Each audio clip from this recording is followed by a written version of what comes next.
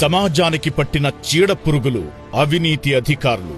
ఆ అవినీతి లంచగొండులను ఏరివేస్తోంది రేవంత్ సర్కార్. ముఖ్యమంత్రిగా రేవంత్ రెడ్డి వచ్చినప్పటి నుంచే ఏసీబీకి ఫ్రీ హ్యాండ్ ఇచ్చారు. శాఖతో సంబంధం లేదు, హోదాను కూడా పట్టించుకోవద్దు, లంచమడిగితే జైల్లో వేయమని సర్కార్ తేల్చి చెప్పింది.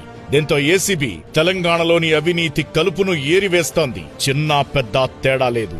లంచం సొమ్ము టచ్ చేస్తే చాలు వాళ్లు జైలుకే.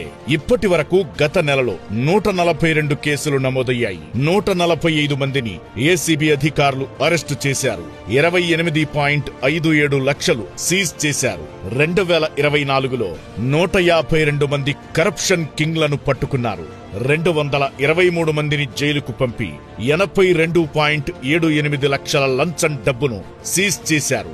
ఎవరైనా సరే లంచమిస్తేనే పనిచేస్తామని బెదిరిస్తే చాలు, చిన్న ఫోన్ కాల్ చేస్తే అధికారులు వెంటనే వలపన్ని పట్టుకుంటున్నారు. లంచావతారాలకు నిజమైన రూపం ఉంటే కాళేశ్వరం ఇంజనీర్లను చూపించొచ్చు.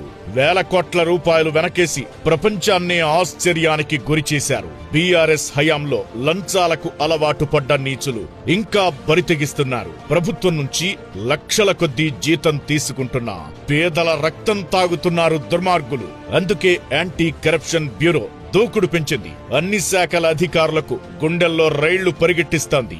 మహిళా అధికారులు కూడా లంచాలకు విపరీతంగా అలవాటు పడ్డారు. వారిని కూడా పట్టుకుని జైలుకు పంపుతోంది ఏసీబీ. ఒకవైపు లంచావతారాలు ఏసీబీకి చిక్కుతున్నా కొంతమంది మారడం లేదు. తమనెవరూ పట్టుకోలేరు, తమ మీద ఫిర్యాదు చెయ్యలేరనే ధైర్యంతో బరితెగిస్తున్నారు. చివరకు ఏసీబీకి చిక్కుతున్నారు.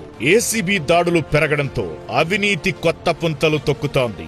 మీడియేటర్లను పెట్టుకుంటున్నారు గలీజుగాళ్లు. కొంతమంది కోడ్ భాషలో ఫైల్ మీద రంగురంగుల పెన్నులతో రాస్తున్నారు.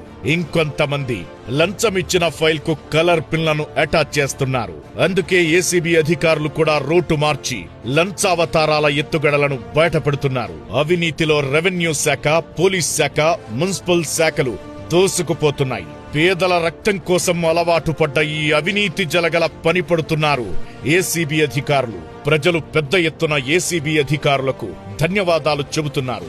ఎవరైనా లంచమడిగితే వెంటనే టోల్ ఫ్రీ నంబర్ 1064 కు కాల్ చేయండి, 1064 కు కాల్ చేయండి. మేము వారి తొక్క తీస్తామంటోంది ఏసీబీ. ఇదే కదా తెలంగాణ ప్రజలకు కావాల్సింది. ప్రజా ప్రభుత్వ సంక్షేమ పాలనలో అవినీతికి చోటు లేదు.